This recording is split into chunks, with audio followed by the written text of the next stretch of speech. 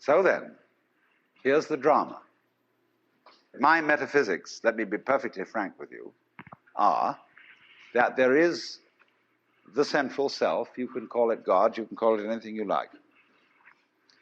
And it's all of us. It's playing all the parts of all beings whatsoever, everywhere and anywhere. And it's playing the game of hide and seek with itself. It gets lost, it gets involved in the farthest out adventures, but in the end, it always wakes up and comes back to itself. And when you're ready to wake up, you're going to wake up. And if you're not ready, you're going to stay pretending that you're just a little, poor little me. And since you're all here and engaged in this sort of inquiry and listening to this sort of lecture, I assume that you're all on the process of waking up. Or else you're teasing yourselves with some kind of flirtation with waking up, which you're not serious about. But I assume maybe you are, not serious but sincere, that you are ready to wake up. So then, when you're in the way of waking up and finding out who you really are, you meet a character called a guru. As the Hindus say this word, the teacher, the awakener. And what is the function of a guru? He's the man who looks at you in the eye and says, oh, come off it. I know who you are. You know, you come to the guru and say, sir, I have a problem. I'm unhappy and I want to get one up on the universe, or I want to become enlightened. I want spiritual wisdom. And the guru looks at you and says, who are you? You know Sri Ramana Maharshi, that great Hindu sage of modern times? People used to come to him and say, Master, who was I in my last incarnation? As if that mattered. And he would say, who is asking the question? And he'd look at you and say, basically, go right down to it. You're looking at me, you're looking out, and you're unaware of what's behind your eyes. Go back in and find out who you are, where the question comes from, why you ask. And if you've looked at a photograph of that man, I have a gorgeous photograph of him. And you look in those, I walk by it every time I go out of the front door. And I look at those eyes and the humor in them, the lilting laugh that says, oh, come off it, man. Shiva, I recognize you. When you come to my door and you say, I'm so-and-so, I say, ha ha, what a funny way God has come on today.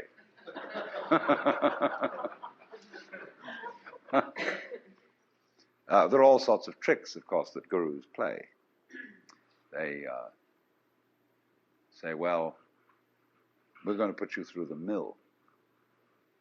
And the reason they do that is simply that you won't wake up until you feel you've paid a price for it. In other words, the sense of guilt that one has, or the sense of anxiety, is simply the way one experiences keeping the game of disguise going on. Do you see that? Supposing you say, I feel guilty. Christianity makes you feel guilty for existing. That somehow, the very fact that you exist is an affront. You are a fallen human being. I remember as a child when we went to the services of the church on Good Friday, they gave us each a colored postcard with Jesus crucified on it. And it said underneath, this have I done for thee. What doest thou for me? You know, you felt awful. You have nailed that man to the cross. Because you eat steak, you have crucified Christ. Because you killed the bull. And after all, you depend on it. Mithra, it's the same mystery. And what are you going to do about that? This have I done for thee. What doest thou for me? You feel awful that you just exist at all. But that sense of guilt is the veil across the sanctuary. Don't you dare come in. In order to, in all mysteries, when you're going to be initiated, there's somebody saying, don't you come in. You've got to fulfill this requirement, this requirement, this requirement, this requirement. Then we'll let you in. And so you go through the mill. Why? Because you're saying to yourself, I won't wake up until I feel I deserve it. I won't wake up until I've made it difficult for me to wake up. So I invent for myself an elaborate system of delaying my waking up. I put myself through this test and that test, and when I feel it's been sufficiently arduous, then I may at last admit to myself who I really am and draw aside the veil and realize that after all, when all is said and done, I am that I am, which is the name of God.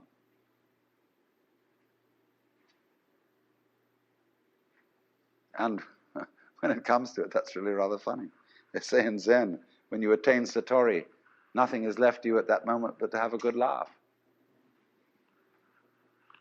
But naturally, all masters, Zen masters, yoga masters, every kind of master, puts up a barrier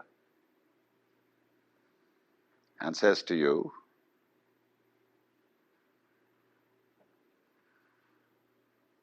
he simply plays your own game.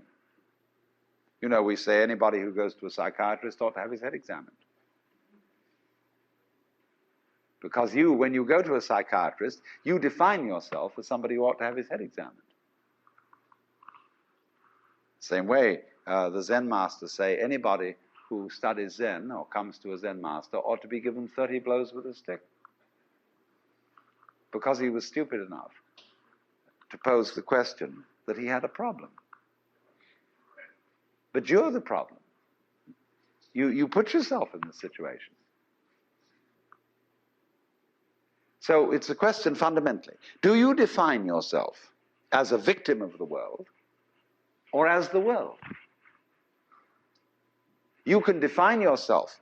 You see, if you identify you with what you call the voluntary system of the nerves and say, only that's me, and that's really a rather limited amount of my total performance, what I do voluntarily, then you've defined yourself as the victim in the game. And so you are able to feel that life was a trap. Something else, whether it was God or whether it was fate or whether it was the big mechanism, the system, imposed this on you. And you can say, poor little me. But you can equally well, and with just as much justification, define yourself not only as what you do voluntarily, but also what you do involuntarily. That's you too. Do you beat your heart or don't you? Or does it just happen to you? And if you define yourself as the works, then nobody's imposing on you. You're not a victim.